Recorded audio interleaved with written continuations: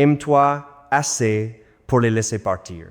Tu sais, quand on a vécu aussi longtemps que moi, les gens commencent à te demander quelle est la plus grande leçon de la vie. Ils s'attendent à ce que je parle d'argent, de réussite ou de bonne santé. Ces choses comptent, bien sûr. Mais si je suis assis ici à te parler depuis mon petit fauteuil près de la fenêtre, comme je le ferais si nous étions voisins, partageant un après-midi calme ensemble, je te dirai quelque chose de bien plus simple. Je te dirai que l'une des choses les plus difficiles que j'ai apprises est que s'aimer soi-même signifie parfois laisser les gens s'éloigner. Quand j'étais plus jeune, je n'y croyais pas. À l'époque, je pensais que tenir bon était une preuve de loyauté. Je croyais que si je me souciais assez, si je pardonnais assez, si je me sacrifiais assez, les gens finiraient par m'apprécier et choisiraient de rester. J'ai passé des années à essayer de devenir le genre de personne que personne n'aurait jamais envie de quitter. En y repensant aujourd'hui, je réalise que je courais après quelque chose d'impossible. On ne peut pas forcer quelqu'un à apprécier ce qu'il a s'il a déjà cessé de le regarder avec des yeux reconnaissants. Cette prise de conscience m'a fait plus mal que je ne saurais le décrire.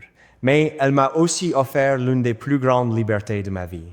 Il y avait quelqu'un que je considérais comme l'un de mes amis les plus proches, il y a de nombreuses années. Nous n'étions pas frères de sang, mais la vie a une drôle de manière de créer des familles à partir d'amitié. Nous partagions des repas ensemble, nous célébrions les anniversaires ensemble, nous nous entraidions pendant les périodes difficiles. Si tu m'avais demandé à l'époque si notre amitié durerait éternellement, j'aurais répondu sans hésiter.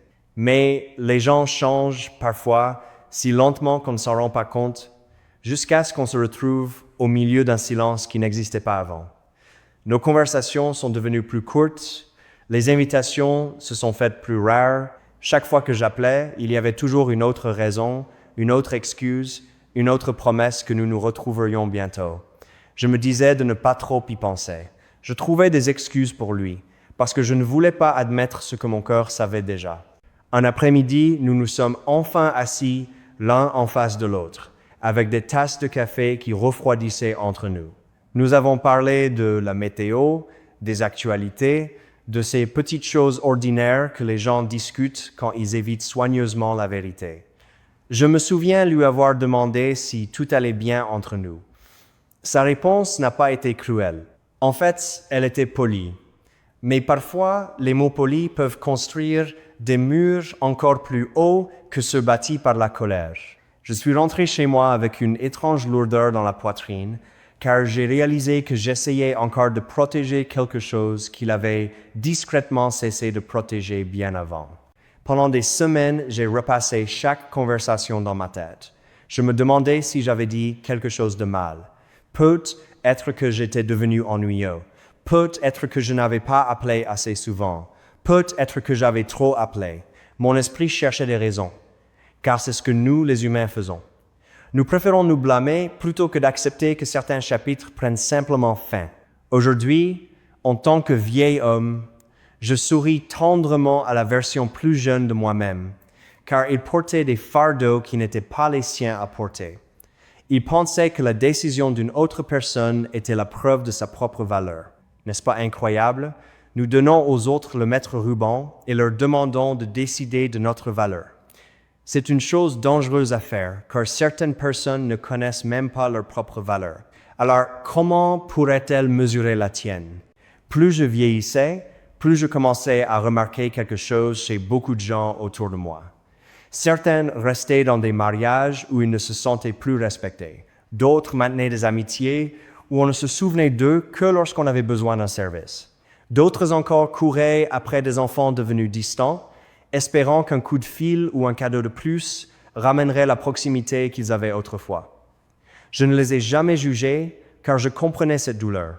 La solitude peut nous amener à accepter presque n'importe quoi. Quand on a peur de perdre quelqu'un, on se convainc souvent que recevoir très peu est en quelque sorte mieux que de ne rien recevoir du tout. Mais avec le temps, ce compromis devient coûteux. Chaque petit compromis te demande d'abandonner une autre partie de toi-même. Tu parles moins honnêtement, tu demandes moins, tu attends moins. Avant longtemps, tu ne reconnais presque plus la personne qui te regarde dans le miroir. Je me souviens m'être surpris à faire exactement cela. J'ai commencé à choisir mes mots avec soin autour de certaines personnes parce que je ne voulais pas les contrarier. Si quelque chose me dérangeait, je le gardais pour moi. Si je me sentais déçu, je me convainquais que j'étais trop sensible. Si j'avais besoin d'aide, je restais silencieux parce que je ne voulais pas que qui que ce soit pense que j'étais difficile. Au début, cela me semblait être de la maturité. Je me disais que je maintenais la paix. Mais il y a une différence énorme entre la paix et le silence. La paix permet aux deux personnes de respirer. Le silence étouffe lentement l'une d'elles. Je n'ai compris cela que des années plus tard. En y repensant, je ne protégeais pas la relation. J'étais simplement en train de disparaître à l'intérieur. Une chose que l'âge nous donne, si nous avons la chance de l'atteindre, c'est la perspective. On commence à remarquer des schémas plutôt que des moments isolés. J'ai vu que chaque relation dans laquelle je me sentais épuisé avait un point commun. Je travaillais beaucoup plus dur pour la préserver que l'autre personne. Je continuais à arroser des jardins où personne d'autre ne se donnait la peine d'arracher les mauvaises herbes. Finalement, j'ai dû me poser une question difficile. Est-ce que je me battais pour l'amour ou est-ce que je me battais contre la peur d'être laissé seul? Ce sont deux combats très différents. L'amour rapproche deux personnes. La peur fait courir l'une après l'autre, alors que l'une a déjà tourné le dos. Maintenant, ne me méprends pas. Je ne te dis pas de jeter les gens hors de ta vie la première fois qu'ils te déçoivent. Si c'était la norme, il ne nous resterait plus personne. Nous faisons tous des erreurs.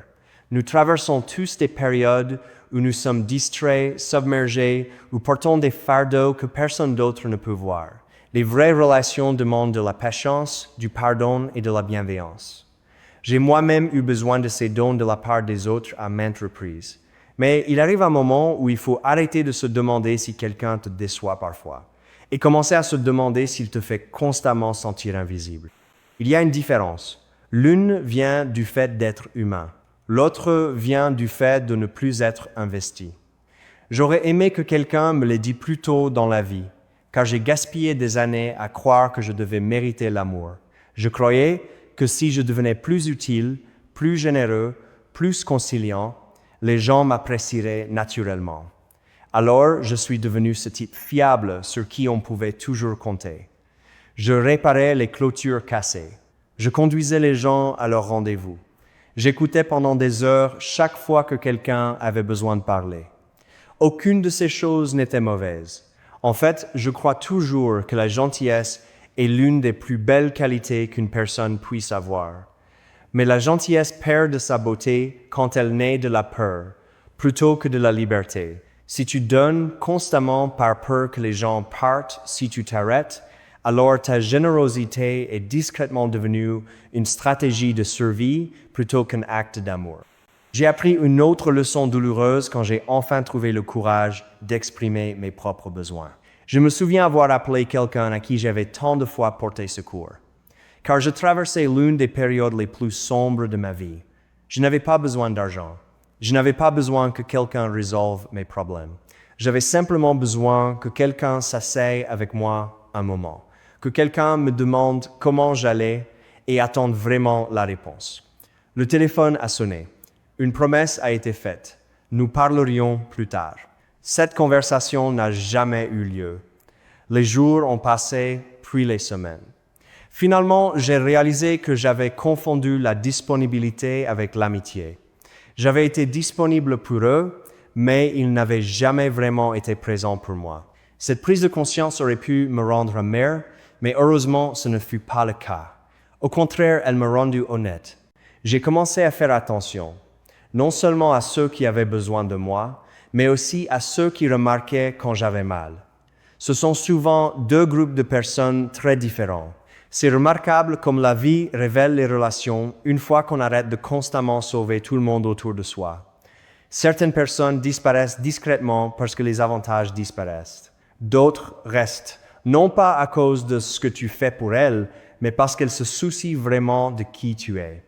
Ce sont ces personnes-là qu'il vaut la peine de garder près de soi, surtout en vieillissant. À ce stade de la vie, le temps est trop précieux pour le passer à jouer un rôle pour obtenir de l'acceptation. Chaque année qui reste devient plus précieuse, Et chaque relation mérite d'être mesurée, non pas par sa durée, mais par le fait qu'elle permet aux deux personnes de se sentir respectées, écoutées et en sécurité pour être elles-mêmes. Il m'a fallu des décennies pour comprendre que s'aimer soi-même n'est pas un acte d'orgueil, mais un acte de responsabilité. Personne d'autre ne se réveille chaque matin en portant ton cœur à part toi. Personne d'autre ne vit avec tes pensées chaque soir avant de dormir. Si tu t'abandonnes constamment pour garder quelqu'un à l'aise, il ne restera finalement plus grand-chose de toi à offrir à qui que ce soit, y compris à toi-même. Et une fois que j'ai enfin commencé à accepter cette vérité, j'ai remarqué que quelque chose changeait discrètement en moi. Je ne ressentais plus ce besoin désespéré de convaincre les gens de rester. Je me suis retrouvé plus calme, à parler plus honnêtement et à me soucier moins de savoir si tout le monde m'approuvait. Cela ne s'est pas produit du jour au lendemain. Cela s'est fait une petite décision à la fois. Chacune m'enseignant que le respect de soi n'est pas quelque chose que quelqu'un d'autre te donne. C'est quelque chose que tu pratiques chaque jour, surtout quand la vie te pose l'une de ces questions les plus difficiles. Es-tu prêt à continuer à te choisir toi-même, même quand quelqu'un d'autre choisit de s'éloigner? Cette question est restée avec moi pendant longtemps. Car si je suis honnête, laisser partir ne se fait pas tout à la fois. Les gens aiment parler de tourner la page comme si c'était une décision unique, comme appuyer sur un interrupteur ou fermer une porte. Ce n'est pas le cas. Du moins, ce ne l'a jamais été pour moi. C'est plutôt comme regarder la marée se retirer lentement du rivage. Certains matins, tu te réveilles en te sentant plus léger, et l'après-midi, un vieux souvenir revient, apportant avec lui des larmes que tu croyais avoir déjà séchées. C'est une partie de la nature humaine. Même aujourd'hui, après toutes ces années, il y a des visages dont je me souviens avec affection. Il y a des voix que j'entends encore de temps en temps dans mon esprit. Mais ce souvenir de quelqu'un est très différent de vivre sa vie en attendant qu'il revienne. L'un honore le passé, l'autre te maintient prisonnier à l'intérieur. J'ai cru un temps que la guérison dépendait d'obtenir des réponses. Je croyais que si quelqu'un expliquait simplement pourquoi il avait changé, pourquoi il était devenu distant, pourquoi il avait cessé d'être présent, alors tout aurait un sens. J'imaginais qu'il existait quelque part une conversation parfaite qui apaiserait enfin mon cœur. Mais la vie nous offre rarement ces conversations. Parfois les gens partent sans dire au revoir. Parfois ils s'excusent des années trop tard. Parfois ils ne s'excusent jamais. Et parfois les personnes qui nous ont blessés ne comprennent même pas la douleur qu'elles ont causée. Attendre qu'elle nous apporte la paix, c'est comme attendre que l'hiver demande la permission avant d'arriver. Nous gaspillons des saisons précieuses à rester immobiles, espérant quelque chose qui ne viendra peut-être jamais. Un après-midi, j'étais assis sur mon porche à regarder le soleil commencer à se coucher, quand j'ai réalisé quelque chose de si simple que j'ai failli rire. J'avais passé des années à donner aux autres la clé d'une porte que seul je pouvais ouvrir. Chaque fois que je me disais « je me sentirai mieux une fois qu'ils auront expliqué » ou « je passerai à autre chose une fois qu'ils auront admis ce qui s'est passé », je remettais ma liberté entre leurs mains. Je demandais à quelqu'un d'autre de décider quand ma vie pouvait continuer. La vérité, c'est que personne n'a cette autorité, à moins que nous ne la leur donnions. La guérison commence au moment où nous arrêtons de demander la permission de guérir. Maintenant, je sais que cela semble plus facile à dire qu'à faire. Il y a eu des nuits où je suis resté éveillé, repassant sans cesse les conversations dans ma tête. Je me demandais si une phrase différente aurait pu tout changer. Pu être que si j'avais été plus silencieux. Pu être que si j'avais parlé plus tôt. Pu être que si j'avais pardonné une fois de plus. Ces pensées peuvent devenir une prison si nous n'y prenons pas garde. Finalement, j'ai appris que notre esprit est très doué pour inventer des histoires chaque fois qu'il y a des vides. Nous remplissons le silence avec des suppositions. Nous transformons les questions sans réponse en échecs personnels. Mais chaque fin n'est pas forcément un reflet de ta valeur. Parfois, ce n'est simplement que le résultat de deux vies qui évoluent dans des directions différentes. En entrant dans la septantaine puis la quatre-vingtaine, j'ai commencé à remarquer quelque chose de beau. Chaque fois que je libérais quelqu'un que j'avais désespérément essayé de retenir, je créais de l'espace pour quelque chose de plus sain. Parfois, cet espace était comblé par une nouvelle amitié. Parfois, par des membres de ma famille que j'avais involontairement négligés en courant après des personnes indisponibles. Parfois, il n'était pas comblé par une autre personne du tout. Parfois, il était simplement rempli de paix. Et je dois te dire que la paix est devenue l'une de mes compagnes préférées. Elle ne fait pas beaucoup de bruit. Elle ne réclame pas d'attention. Elle se contente de s'asseoir à côté de toi pendant que tu bois ton café du matin, te rappelant que ta vie n'a pas besoin d'être remplie pour être significative. L'une des plus grandes surprises du vieillissement a été de me redécouvrir moi-même. Quand nous sommes jeunes, nous nous définissons souvent par les personnes qui nous entourent. Nous devenons le mari ou la femme de quelqu'un, le meilleur ami de quelqu'un, le parent de quelqu'un, le collègue de quelqu'un. Ces rôles sont magnifiques, mais ils ne racontent pas toute l'histoire. Sous chaque titre se cache une personne qui mérite toujours de la curiosité.